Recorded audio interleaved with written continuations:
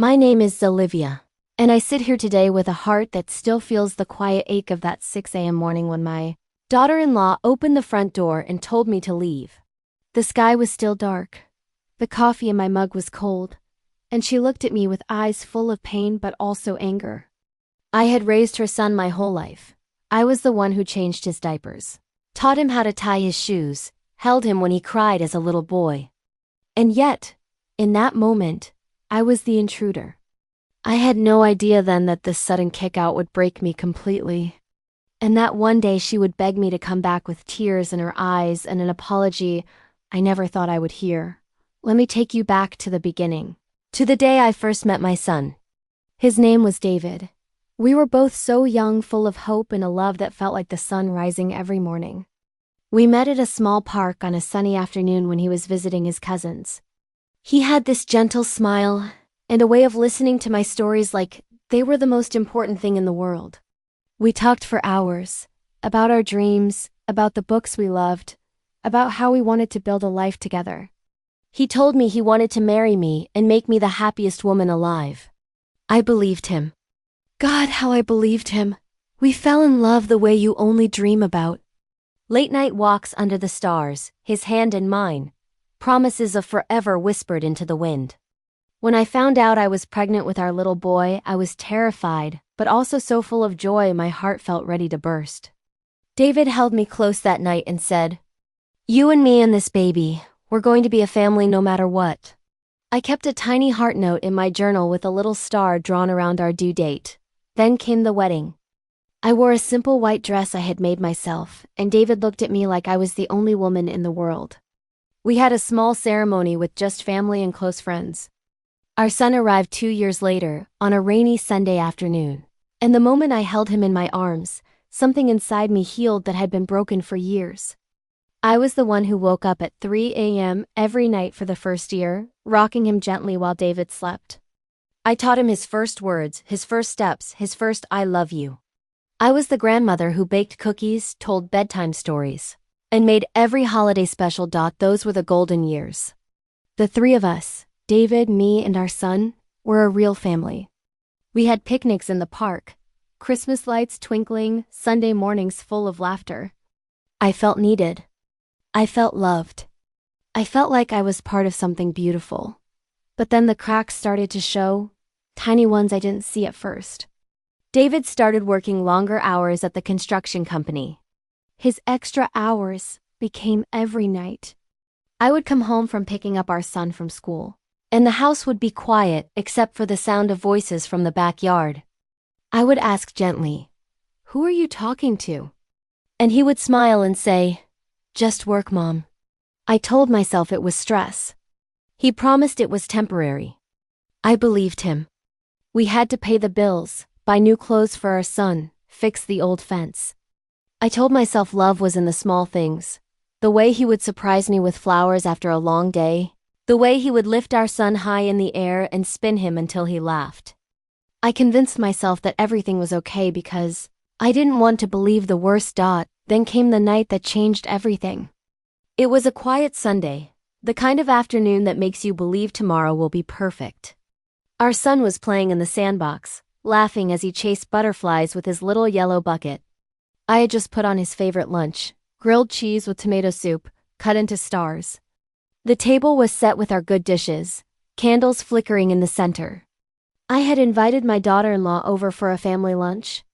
She had never met me properly, and I wanted her to see how much love I brought to their home. My daughter-in-law arrived first, looking elegant in her soft blue dress, her hair in perfect waves.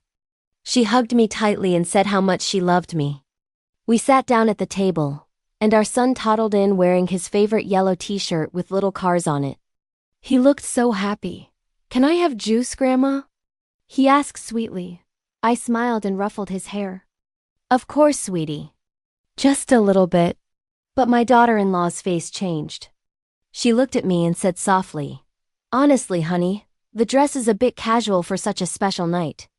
And the color is bright. You could have chosen something softer, something more appropriate." I felt my heart drop. "But it's just a lunch, sweetheart. He's 5, not 10. She nodded and looked at David, who was setting the table. You know, David, Mom is the one who raised you. But maybe we should be thinking about how she fits into this new chapter. A little more polish wouldn't hurt. David smiled at her and said, I agree. Mom is wonderful, but Lily deserves a little more polish in how she carries herself. The words hit me like a slap. Humiliation. Right there at the lunch table with my own grandson sitting between us. His little hands fidgeting with his spoon. I looked at his confused little face, and tears burned in my eyes. My daughter-in-law had never spoken to me like that. She had always been the sweet one who hugged me every time she came over. But that day she saw me as the old generation who was holding her back, as someone who wasn't fitting the new picture she was building. The lunch dragged on.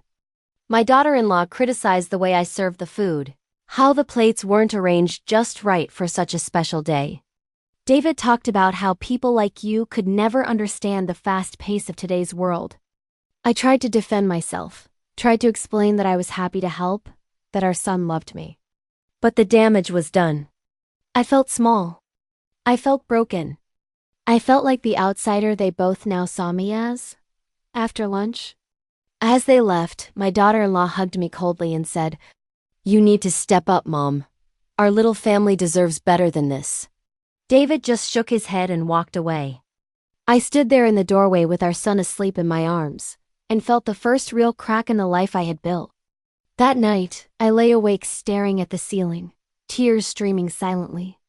I kept replaying every moment. The way my daughter-in-law had looked at me like I was nothing. The way David had stayed quiet. The way my own grandson had felt the tension in the air. I didn't know it then, but that humiliation was the beginning of the end. The first fracture in a family that had been held together by nothing but love and lies. Little did I know, things would keep getting worse. Until one day she kicked me out at 6 a.m. But what I didn't know that day was how deep the betrayal would run. How it would twist and break everything I had loved. The humiliation at that lunch table planted seeds I didn't see coming, and they grew fast and poisonous.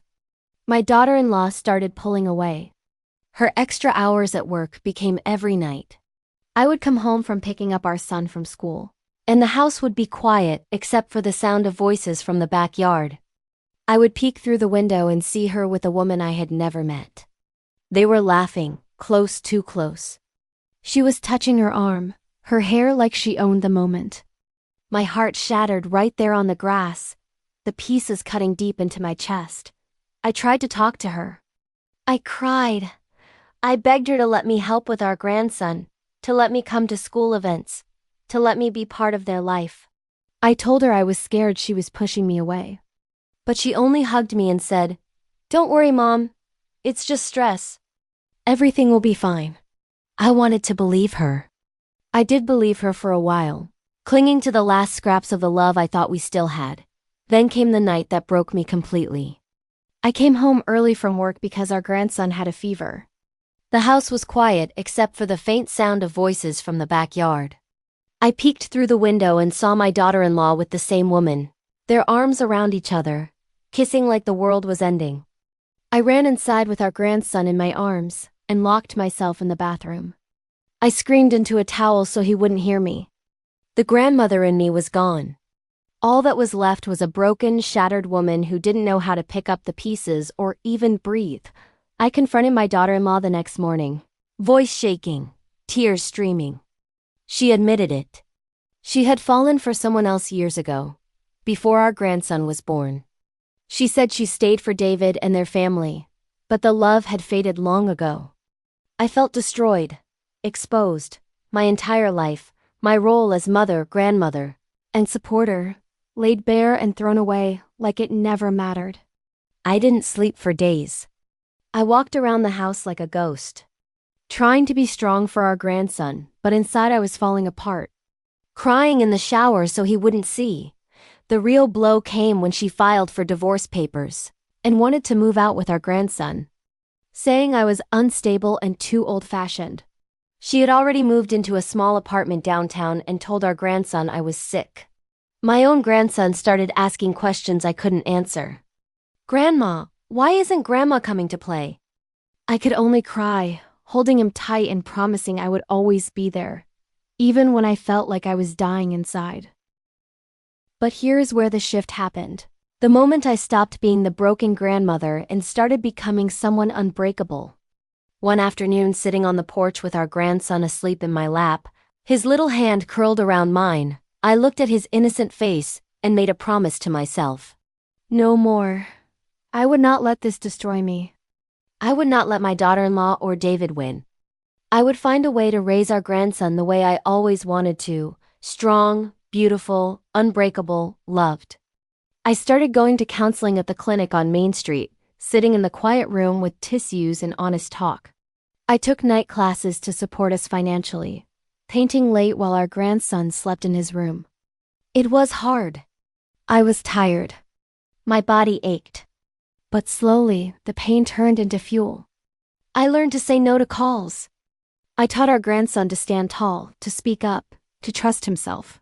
I faced the truth that my daughter-in-law had always seen me as the old generation, the one who held everyone back, and I finally forgave myself, for his sake, for my sake.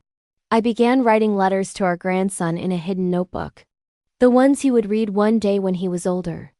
Letters full of the strength I wished I had when I was young.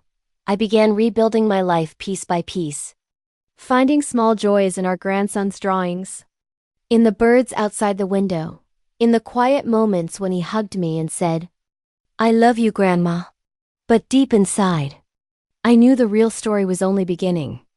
Because 3 days after that promise, a knock came at my door. A tall, handsome man in a crisp suit stood there, briefcase in hand. His name was Mr. Harrington, a family lawyer who specialized in custody and emotional neglect cases. He had been following the case quietly. My daughter-in-law's ex-partner had reported the emotional abuse and the lies to him through a trusted friend. He looked at me with understanding eyes, like he had seen this pain before, and said gently, "Mrs. Your name, your daughter-in-law is about to lose everything. And you are about to gain back your dignity and your grandson. I can help." That is when the revenge, the justice, and the real story of healing began. And now the moment I had waited for had finally arrived. Like the sun breaking through the clouds after a long storm. Mr. Harrington sat across from me at a quiet cafe near the courthouse, reviewing the thick files with his calm, steady hands. He laid out every truth I had never seen clearly before. My daughter-in-law had been cheating for years. She had been using my role to control David and me. She had lied about money, about work, about everything. Our grandson's fever had been her keeping him away so I wouldn't fight for him. The custody hearing was in 3 weeks, and she was already trying to paint me as the unfit grandmother who was too old-fashioned. I felt the fire rise in my chest for the first time since that 6 a.m. kick-out. Strength I didn't know I had. The kind that comes from protecting your family. I started preparing with everything I had. I gathered every photo, every memory, every proof of my daughter-in-law's neglect in a big box under my bed. I wrote letters to our grandson, love letters he would read one day when he was older. Letters full of the strength I wished I had when I was young. I practiced my testimony in the mirror, voice steady, eyes clear, hands not shaking. I even called my daughter-in-law for the first time in months, telling her I forgave her, and she cried on the phone. It wasn't perfect, but it was a start. The day of the hearing arrived, bright and sunny like it was meant to be. The courtroom was full of people, the judge's gavel sounding sharp but fair. My daughter-in-law sat there in her expensive suit, looking smug at first, then uncomfortable as the truth poured out. David was there, but this time I didn't care. He had chosen his side. Mr. Harrington stood beside me like a shield, his voice clear and strong. When it was my turn, I spoke from the heart, every word coming from the place where love lives. I never wanted this to happen, I said, voice trembling but strong, the words echoing in the quiet room. I loved David with everything I had. I raised our son the way any grandmother should. But she chose another woman. She chose lies. She chose to break us. And she wanted to break our grandson too. But I won't let her. I will raise him the way I always dreamed, loved, supported, and free. He is my world. He is not a pawn in someone else's game. The judge looked at me, then at my daughter-in-law, who shifted uncomfortably in her seat. Our grandson was brought in for the meeting, just 5 years old, but he walked in with his head high because I had taught him to be brave. He ran straight to me and hugged me tight, his little arms squeezing like he never wanted to let go. "Grandma, I missed you so much," he whispered, his voice small but sure. The judge granted me full custody. My daughter-in-law's lawyer tried to fight, but there was too much evidence: texts, photos, the woman's testimony, my own words that now looked like they were chosen to hurt. My daughter-in-law left the courtroom looking defeated, her future crumbling around her, her smile gone. David sat stone-faced in the back row, realizing too late the harm he had caused. Months later, the appeal was denied completely. My daughter-in-law moved away with her new girlfriend, leaving everything behind. I kept the house. I built a new life. Our grandson is now the happiest little boy, full of art and laughter, with a grandmother who finally feels whole. He paints pictures of butterflies and stars, and every night he falls asleep in my arms, safe and loved. And that is the lesson, my friends. The one I carry with me every single day. No matter how shattered you feel after betrayal, after humiliation, after losing everything you thought was real, there is always a way to rise. Find the right lawyer. Find your strength. Find your voice. And protect your family with everything you have. Because love, real love, is not about what someone else takes from you. It is about what you choose to give back to yourself and to them. I am here today, stronger than ever, because I learned that the greatest revenge is not the pain I felt. It is the peace I have created for my grandson. And I would do it all over again 1,000 times because he is worth it.